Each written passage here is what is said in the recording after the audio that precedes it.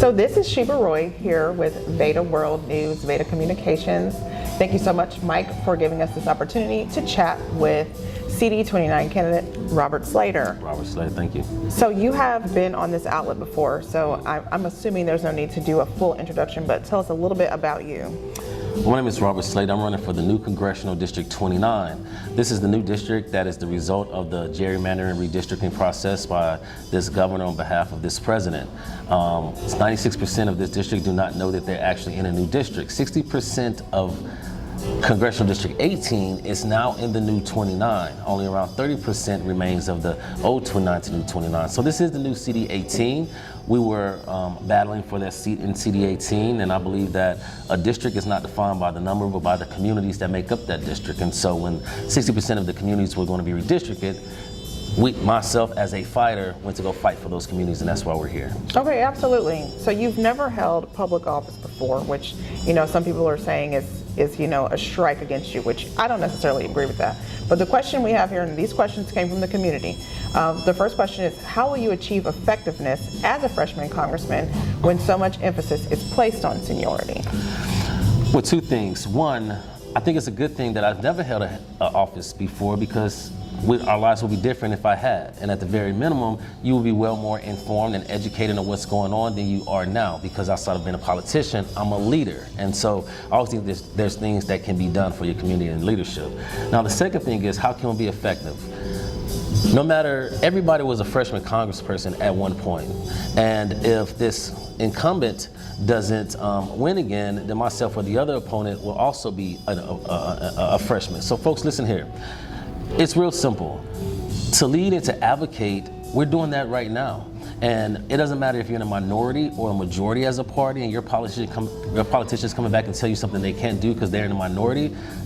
That's not the case. We're finding ways and resources to get things done even outside of office. And so I've also been back and forth to DC 6 to 7 times. I'm actually going on February 24th to DC to be a keynote address speaker at a minority summit. And so we have those relationships in DC.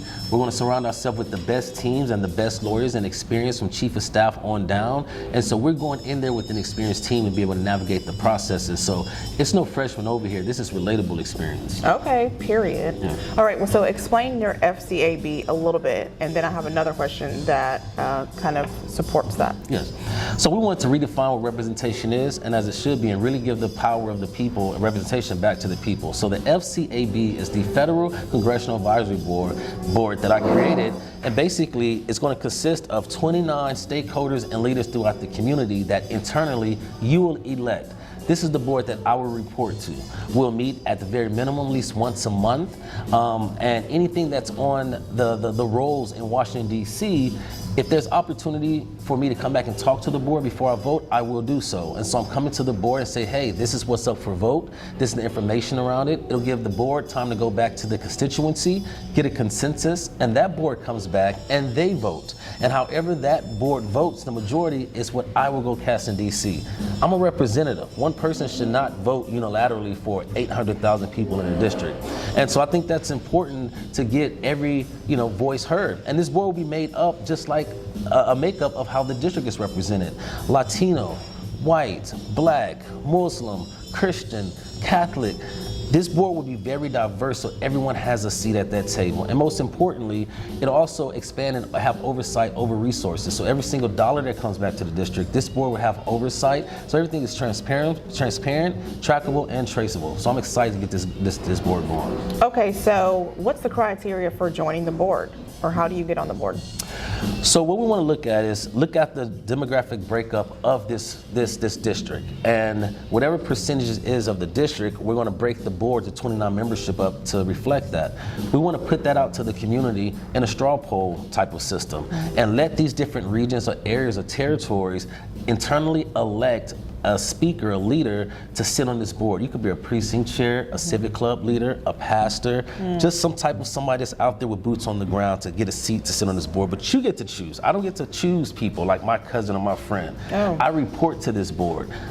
I'm not in bed with this board. See, I think that's what people's question is. We're all really excited about the FCAB, but we want to make sure that the board is made up of the right people. Oh, yeah. So that we can hold them accountable too. I have no choice in selecting or picking the board. We're going to create a system internally for you to vote for who sits on this board in their terms. And this is important.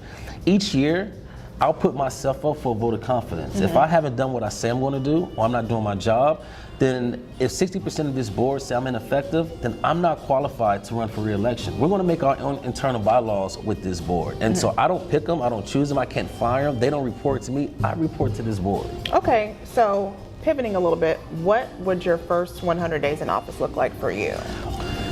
The first 100 days will first get in there and to identify and address, which we're already doing right now, some bills that is stalled because the Democratic Party is in the minority. And we want to see what legislation that's already been passed but just probably haven't went to the Senate yet that we want to get behind. We want to take that information and we want to come back to the district to explain, because a lot of things we're fighting for, there's already legislation out there, they're just stalled in the process. So I want to take that and say, hey guys, this is what we have already right now.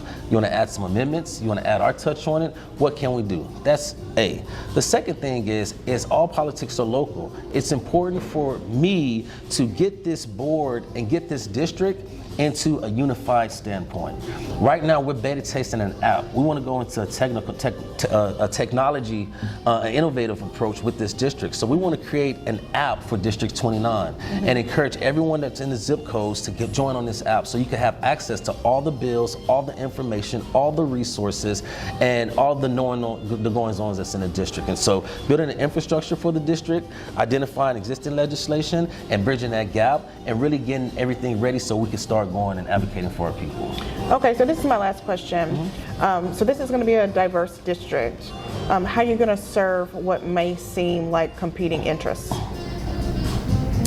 Well, I want to challenge that notion and that description of the term competing interests. For instance, I'm a certified executive chef.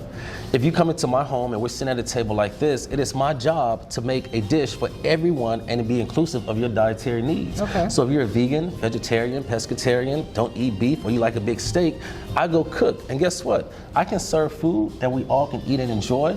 We all get full and we all get up and leave. Coming down and putting, hey, this is what you got to eat, this is what it is, why are we competing? And so I think the only way to do that is you have to have someone that's relatable and go through those experiences like myself. I have a biracial daughter that is being bullied with ICE jokes. I relate to that. I have a mother that lives with me because of her health issues and she's a senior. I relate to that. I have a son that's in a wheelchair because he's paralyzed because he was shot. I relate to that. I have a father that grew up in the foster care system, but he put himself into the military and he overcame a challenge. I relate to that. And then myself was a justice impacted statistic and I was a success story. I'm a small business owner and developer, so I relate to that. And this is not a jack of all trades. These are masters of experience that I want to bring to this table. Yeah. Okay, well, it all sounds good to me. So we are in the midst of early voting. Yes. So tell us, before we go, what are the dates for early voting and how much you want us to get out there and vote, whether it's for you or someone else? Thank you, Ms. Roy. The dates are February 17th through the 27th, and then the election date is March 3rd. Polling places are open from 7 a.m. until 7 p.m. If you need to know your location, you can go to harrisvotes.com or you can go to standwithslater.com. I have all the voting information up there, including the new zip codes that's in the new district. Folks, let me tell you, we don't have a voter registration problem in this state or this county. We have a voting problem. There's hundreds of thousands of people that are registered to vote. They just don't go out and vote. And let me tell you, I don't blame you. You never had a candidate that is, worthy, or you feel that really listens to you, or just come and see you, besides Thanksgiving passing out frozen turkeys or election time to get your vote. I'm different. I'm not a politician, I'm a solutionist, and change is on the ballot. I don't take money from big PACs. I don't take money from APAC. I don't take money. I cannot be bought and I cannot be sold. I work for the community. This campaign is powered by the people, but I need your help. This is not the time to not vote. This may be the last time that we're able to vote. It's so much at stake. So I need you to go out, let your voices be heard, and vote. Don't just vote for me. Partner with me and come to DC with me. I got you. We got us. But I need you to get out there and vote, and I'm pleading with you. Well, thank you so much, Robert. That was very inspiring. I do hope everyone will get out there and vote. And as a member of the Acres Home Progressive Alliance, we do endorse Robert Slater for CD 29. So I hope to see the outcome, in our favor, because we're really looking forward to seeing something new and fresh in the community. So thank you. I want to say thank you to the Acres Homes Progressive Alliance for being bold and brave enough to step out there, regardless of what the odds and the stakes are, to be able to be a leader and say, hey, we're choosing change over what's normal, and we're choosing people over politics. So I thank you for your courage, and thank you so much. Absolutely. All right, Mike, back to you.